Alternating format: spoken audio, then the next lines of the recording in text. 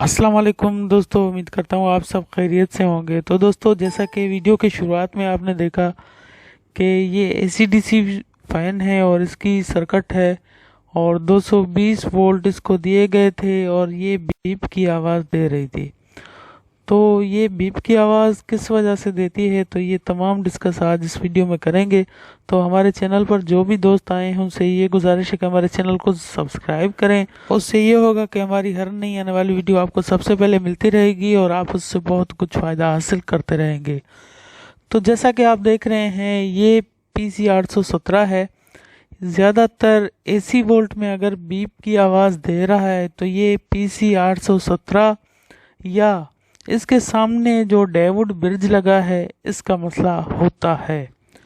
काफ़ी मर्तबा हमने जो मसले निकाले हैं तो ये इन दोनों चीज़ों में निकाले हैं। अगर के AC वोल्ट 220 वोल्ट में बीप की आवाज़ सर्किट देती है और बार बार बीप की आवाज़ दे रही है तो इन दोनों चीज़ों में एक चीज़ में कोई मसला है, क्योंकि हमने काफ़ी मर्तबा डायोड से भी ये फॉल्ट निकाला है और जो PC 817 लगी है जिसको ऑटो कपलर भी कहते हैं उससे भी ये मसला निकाला है।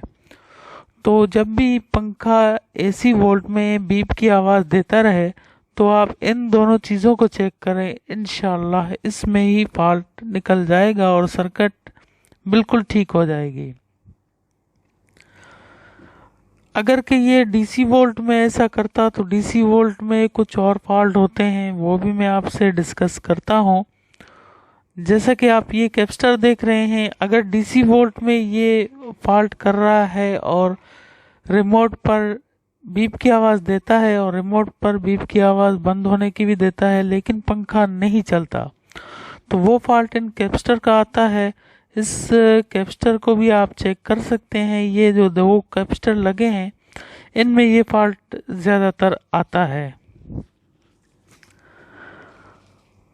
तो दोस्तों, जैसा कि ये सर्किट वही सर्किट है जो वीडियो के शुरुआत में मैंने आपको दिखाई थी और ये वीडियो हमारे किसी दोस्त ने व्हाट्सएप पर मुझे भेजी थी और उसने हमसे ये मसला डिस्कस किया था। मैंने सोचा इस पर वीडियो बनाई जाए।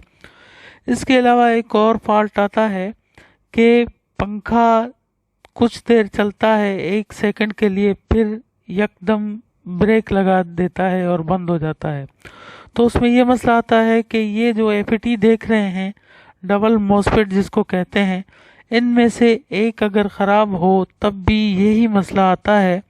अगर DC वोल्ट हो 12 वोल्ट उस पर भी यही मसला कर सकता है और AC वोल्ट 220 वोल्ट अगर लगाएं उस पर भी यही मसला करता है कि पंखा चलने के 1 सेकंड बाद या 2 सेकंड बाद यकदम ब्रेक लगा कर रुक जाएगा।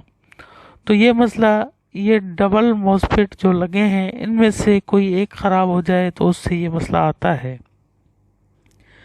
इसके अलावा डबल मॉसफेट के सामने जो रेजिस्टेंस लगी हैं बारीक सी, वो रेजिस्टेंस में अगर लूजिंग आ जाए तब भी ये मसले आते हैं कि पंखा या तो चलता नहीं है या तो चल चल के रुक जाता है। जैसा कि ये IC देख रहे हैं, सामने IC लगी है। ये IC इतना जल्दी ख़राब नहीं होती जो काफ़ी मर्तबा उस्ताद कहते हैं कि इसकी IC ख़राब हो गई है, लेकिन IC इतना जल्दी ख़राब नहीं होती। IC के सामने जो रेजिस्टेंस लगी हैं उनमें लूजिंग हो सकती है। उसके अलावा उन रेजिस्टेंस की वैल्यू जो है कुछ कम हो जाती है, D वैल्यू जिसको कहते हैं, तो IC काम नहीं करती। अगर के रिमोट के जो सेंसर लगा है उस पर 5 वोल्ट आ रहे हैं तो IC भी काम कर रही है और तमाम सर्किट काम कर रही है, लेकिन FET डबल मॉसफेट इस जगह में जो है लूजिंग है या